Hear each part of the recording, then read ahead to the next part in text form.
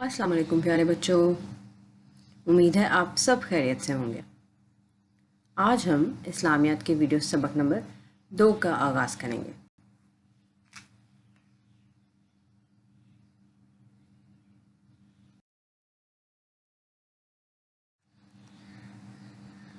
आज हम अपनी किताब मेरी आसान इस्लामियात के बाब नूम ईमानियात और इबादात का मुताला करेंगे। आज के सबक के लिए मुख्तलिफ सफ़ात हैं 16, 17 और 20। जो चीज़ें इस वक्त आपके पास होनी चाहिए वो हैं मेरी आसान इस्लामियात बराए जमात हश्तम, कापी और कलम।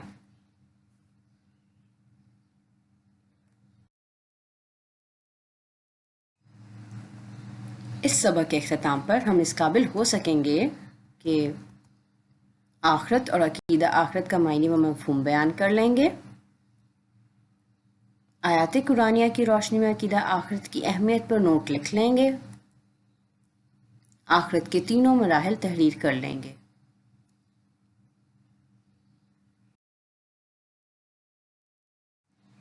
तो प्यारे बच्चों, एक मुसलमान के बुनियादी अकायद क्या होते हैं?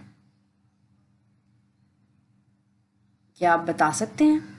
आपके पास सोचने के लिए 2 मिनट का वक्त है, जिसमें आप इन अकायद के नाम सोचकर एक सफ़ा या कापी पर तहरीर करेंगे। आपका वक्त शुरू होता है।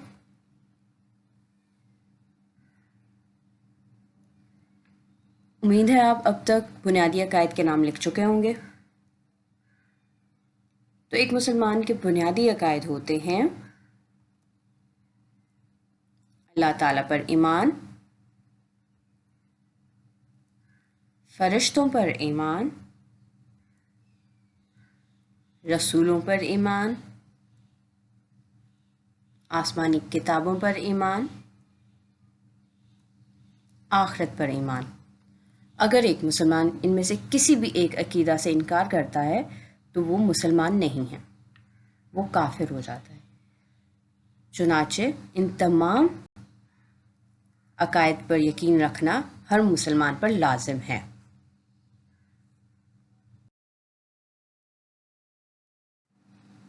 अब हम अपनी किताब मेरी आसान इस्लामियात के सफ़ा नंबर 16 और 17 का बगौर मुताला करेंगे। इन सफ़ात पर हम अकीदा आखरत के मुतालिक पढ़ेंगे। आपके पास इस मुताला के लिए 10 मिनट का वक्त है।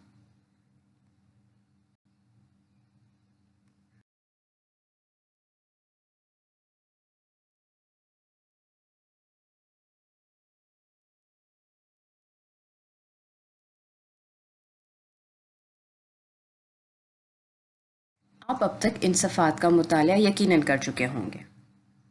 इन सफ़ात के मुताला के दौरान हमने पढ़ा कि यौम आखिरत के लिए कुरान पाक में मुख्तलिफ अल्फाज इस्तेमाल हुए हैं, जैसा कि यौमुल हक, यौमुल क़यामा, यौमुल बस, यौमुद्दीन। ये तमाम अल्फाज सिर्फ आखिरत के लिए इस्तेमाल हुए हैं।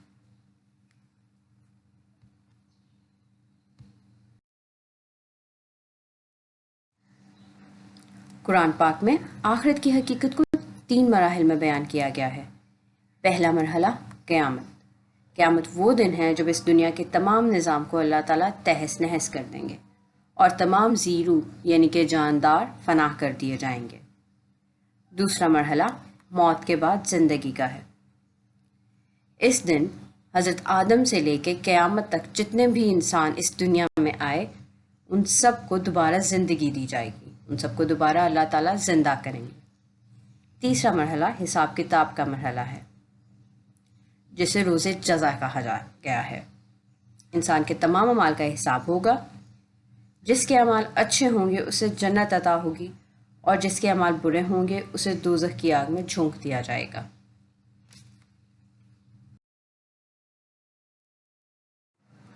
इस सबक के मुताला के दौरान हमने मुख्तलिफ आयात का मुताला भी किया, जैसा कि सूरह अनफ़तार आयत 13 और 14।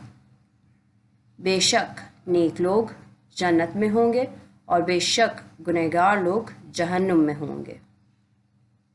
इसी तरह सूरह अल-अराफ आयत 147, اور جنہوں نے جھٹلایا ہماری آیتوں کو اور آخرت کی ملاقات کو، ضائع ہو گئے ان کے سارے اعمال۔ ان آیات سے ہم دو باتیں واضح ہوتی ہیں۔ ایک یہ کہ نیک اعمال کرنے والوں کے ساتھ کیسا سلوک ہوگا اور برے اعمال کرنے والوں کے ساتھ کیا ہوگا۔ نیک اعمال کرنے والے لوگ جنت میں جائیں گے اور برے اعمال کرنے والے لوگ جہنم میں جائیں گے۔ اسی طرح دوسری آیات عقیدہ آخرت پر ایمان رکھنے کی اہمیت واضح کر رہی ہے۔ جو کوئی آخرت سے انکار کرے گا، اس کے ان تمام نیک اعمال ضائع ہو جائیں گے، پھر چاہے اس نے بہت ہی پرہیزگار زندگی کیوں نہ گزاری ہو۔ اگر اس نے عقیدہ آخرت سے انکار کیا تو اس کے تمام اعمال ضائع ہو جائیں گے۔ اگر اس نے کسی بھی ایک عقیدہ آخرت، اللہ تعالیٰ پر ایمان، رسولوں پر ایمان، فرشتوں پر ایمان، اللہ تعالیٰ کی کتابوں پر ایمان، ان میں سے کسی ایک عقیدے سے بھی اس نے انکار کیا تو وہ جہنمی ہوگا۔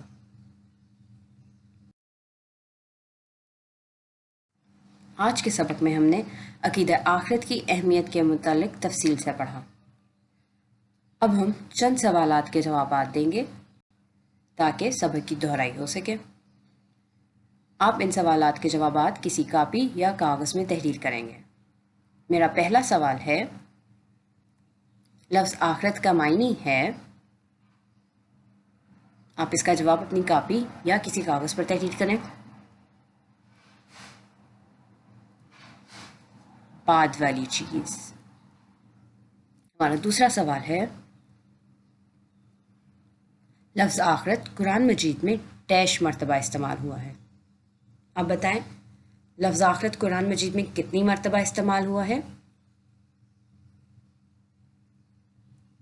کئی مرتبہ۔ ہمارا تیسرا سوال ہے،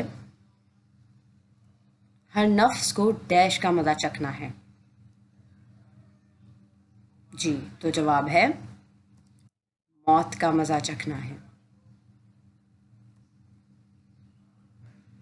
قرآن مجید میں آخرت کو کن ناموں سے موسوم کیا گیا ہے؟ آپ ان تمام ناموں کے نام اپنی کاپی یا کاغذ میں تحریر کریں۔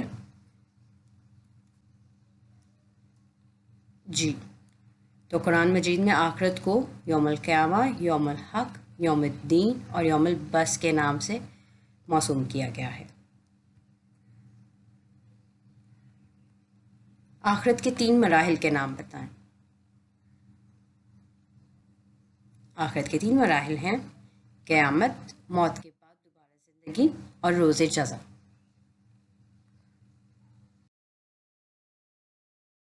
تو آج کے لیے آپ کا گھر کا کام ہے